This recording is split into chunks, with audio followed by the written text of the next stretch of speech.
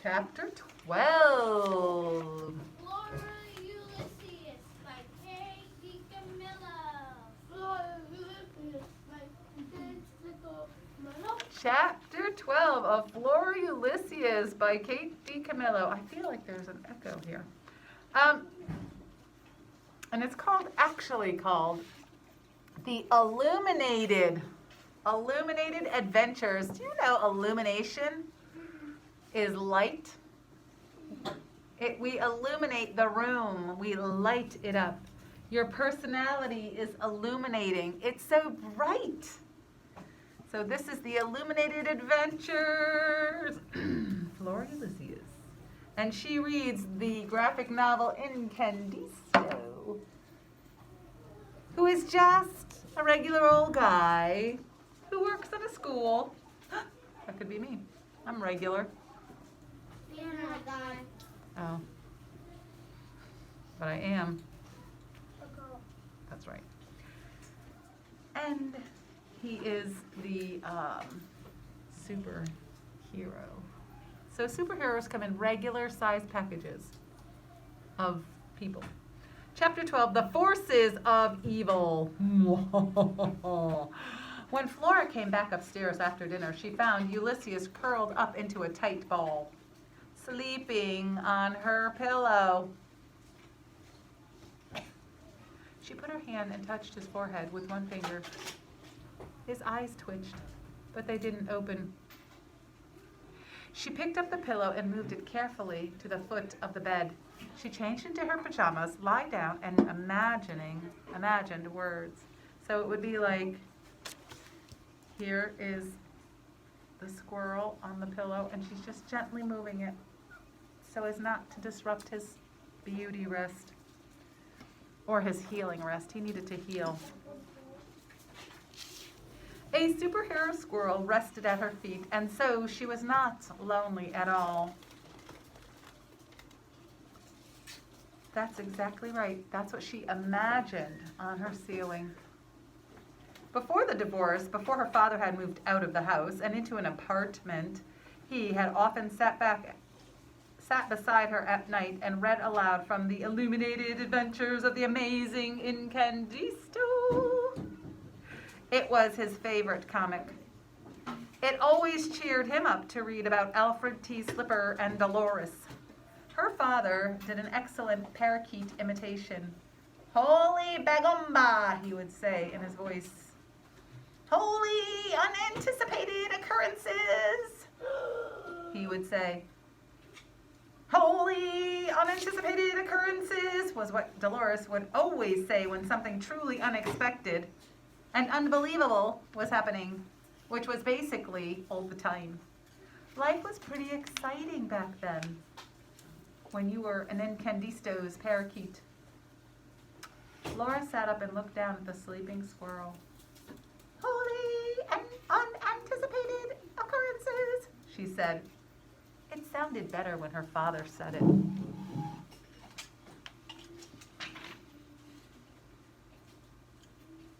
Not that he said it these days. He didn't say much of anything anymore. Her father had always been sad, a sad, quiet man, but since the divorce, he was even sadder and quieter, which was fine with Flora, really. Cynics don't like a lot of chatter.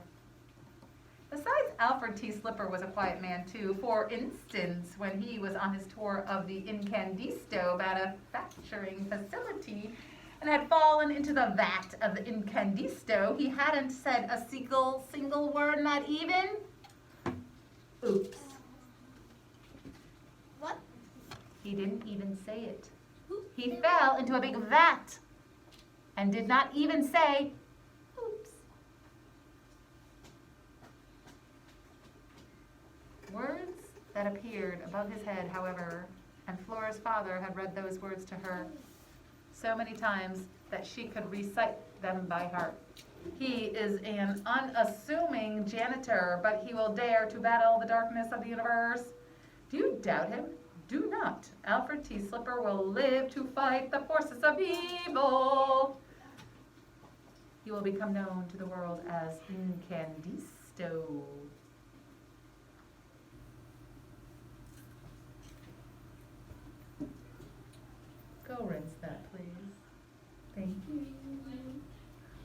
lay back down. If the squirrel were in a comic, she thought, what words would have appeared above the space above his head? When he was sucked into the vacuum cleaner. He is an unassuming squirrel. Yep. But he will soon conquer the villains of all stripes. He will defend the defenseless and protect the weak. That sounded really good. He will become known to the world as Ulysses. Holy bagumba. Anything could happen. Together, she and Ulysses could change the world or something. Do not hope, instead observe. Do not hope, instead observe. Do not hope, instead observe. Is what she repeated to herself to calm herself down. Just observe the squirrel. And she fell asleep. So it sounds like that chapter was all about the past. What has happened in the past?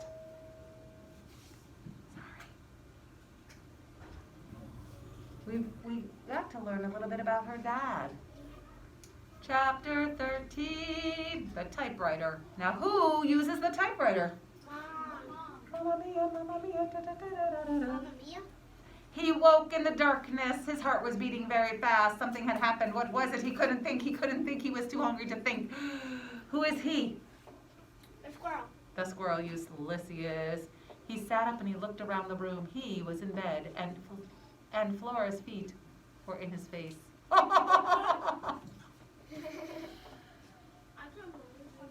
She was snoring. She could see the outline of her round head. He loved that head, but man, he was hungry. The door to the bedroom was open. Ulysses got off the pillow and went out of the room, and he crept along the dark hallway. He went down the stairs and past the little shepherdess. Remember the girl shepherd who was a lamp? The one the mom spent all her money on, the one she loved so much, loved more than Her daughter. herself. Well, that's what she thought, because she was a cynic. The house was dark, but there was a light on in the kitchen. The kitchen! That was exactly where he needed to be. He put his nose up, and he sniffed. He smelled something cheesy, wonderful. He ran through the living room and into the dining room and into the kitchen, and he climbed up on the counter, and there it was, a lone cheese puff, perched on the edge of the red Formica countertop. He ate it, and it was delicious. Maybe there's more cheese puffs. He opened the cabinet, and yes, there was a big bag with beautiful word Cheese-O-Mania written in gold script on the front of it. And he ate and he ate and he ate until the bag was Empty. And then he burped softly and gratefully. And he looked around the kitchen. And this is the rest of that chapter. That's it. Of that chapter. It just tells you that the squirrel woke up, ate the cheese puffs, and in these pictures I see the squirrel climbing to the typewriter. And there she goes on the typewriter. In the darkened kitchen, the unassuming squirrel worked slowly. His whiskers trembled, his heart sang. He was fighting evil. Chapter 14, Squirrel. Flora Bell Buckman, get down here right now. So what happened? What happened? Don't call me Flora Bell, she muttered, and she opened her eyes. The room was bright with sunlight. She had been dreaming of something wonderful. What was it? She had been dreaming about a squirrel. In her dream, he was flying with his legs straight out in front of him and his tail straight behind him. Doo-doo-doo-doo. He was a squirrel to save. On his way to save someone, he looked supremely magnificent and heroic. Flora sat up and looked down at her feet. There was Ulysses sleeping on the pillow, and he looked heroic. In fact, he was glowing. just like Incandisto, except oranger. He was extremely orange. What would make him orange? What the heck, said Flora. We don't say what the heck. What the heck? We don't say what the heck. She leaned over Ulysses and reached out her finger to touch his ear. She held a finger up to the light. Touch the ear.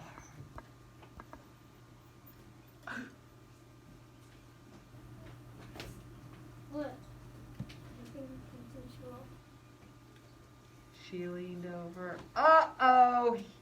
He was covered in cheese dust.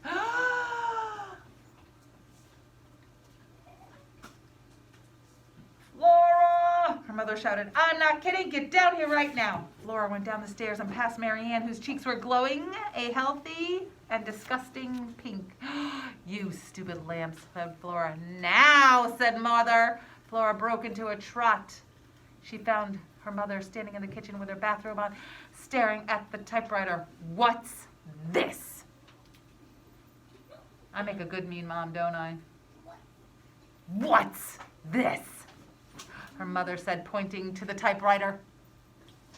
Oh, that's your typewriter, said Flora, and she knew her mother was absent-mindedly and preoccupied, but this was ridiculous. How could she not recognize her own typewriter? I know it's my typewriter, said Mother. I am talking about the piece of paper in it. I am talking about the words on that paper. Flora leaned forward. She squinted. She tried to make sense of the word typed at the top of the page. Squirtle. Squirtle? Said Flora out loud. She felt a huge delight at the zippery idiocy of the world. It was almost as good as the word tootie. Keep reading, said her mother. Squirtle, I am Ulysses, born anew. Do you think that is funny? Said her mother. Not really, said Flora. Her heart began beating very fast. She felt dizzy. I have told you to leave this typewriter alone, said her mother. I didn't. What goes on here is serious business, said her mother. I am a professional writer. I am under a deadline for this novel. This is no time for hijinks. Plus, you ate a whole bag of cheese puffs. She didn't eat them. I did not, said Flora, and her mother pointed to the empty cheese-o-mania bag on the counter and then pointed to the typewriter. Flora's mother liked to point at things. You left cheese dust all over the typewriter. That's disrespectful, and you simply cannot eat a whole bag of cheese puff. It's not healthy. You'll become stout. Stout.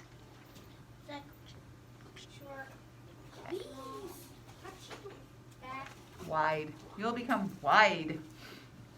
I didn't. Dot, dot, dot. She doesn't finish. She leaves an ellipsis. She didn't what? I didn't. And then another wave of dizziness came over her. The squirrel can type. Wholly unanticipated occurrences. I'm sorry, said Flora in a small voice. Well, said her mother, and she raised her finger. She was obviously getting ready to point at something again. But fortunately, the doorbell rang.